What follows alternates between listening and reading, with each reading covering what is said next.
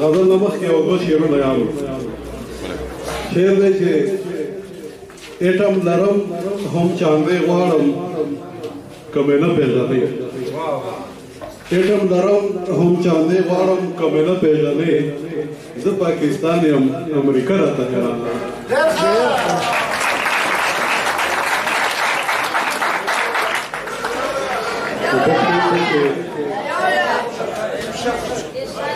ایټم لرم هم چاندې غواړم که مې نه پېژنې.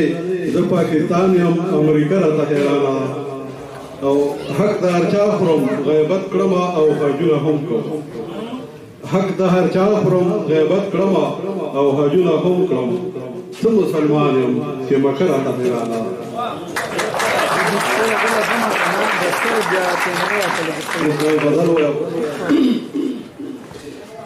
بس دی په جنګ او دشمنۍ باندې د سر وګرځي.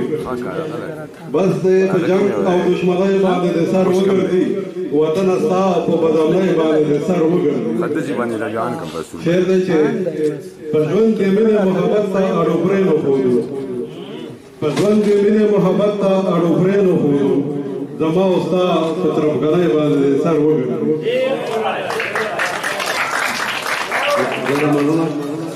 په ژوند کې مینې محبت ته اړو پرې نه ښودو. زما او ستا په ترفګنۍ باندې د سر وګرځي. شعر دی چې ستا د لبو کوم انداز وي د مسکا په وخت کې. چې ستا د لبو کوم انداز وي د مسکا په وخت کې. په هر یو ګل هره غوټۍ باندې د سر وګرځي. چې ستا د لبو کوم انداز وي د مسکا په وخت کې. په هر یو ګل هره غوټۍ باندې د سر وګرځي. او شعر دی چې رانه چې خپله مورنۍ ژبه پښتو هېروي.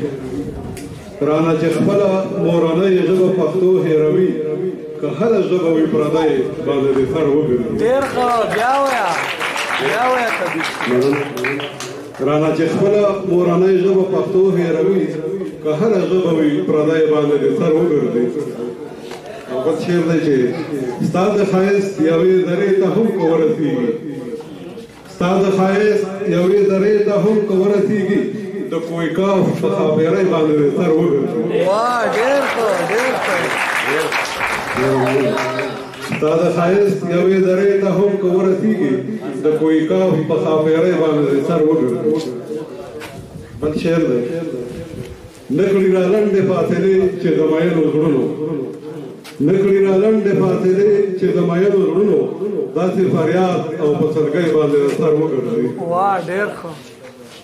شعر دی چې بیا پیوندي د چا جامو پورې چې ونه خاندي. بیا پیوندي د چا جامو پورې چې ونه خاندي. ای د خانانو په خانۍ باندې د سر وګرځي.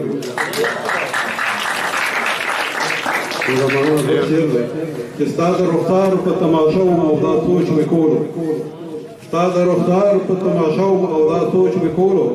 چې څوارلسمې په سپوږمۍ باندې د سر وګرځي. واه ډېر ښه. یو شعر دی عارف دی جی ارشاد. که په غرض مې جنازې له د اسقاط را درومي. که په غرض مې جنازې له د اسقاط را درومي. داسې ملا مسلمانۍ باندې د سر وګرځي. ډېر ښه ډېر ښه. که په غرض مې جنازې له د اسقاط را درومي. داسې ملا مسلمانۍ باندې د سر وګرځي. او اخري شعر دی چې پکې ښه او بد د وخت بیانولی نه شي. چې پکې ښه او بد د وخت بیانولی نه شي. کبیره ستا په شاعرۍ باندې د سر وګرځي. واه ډېر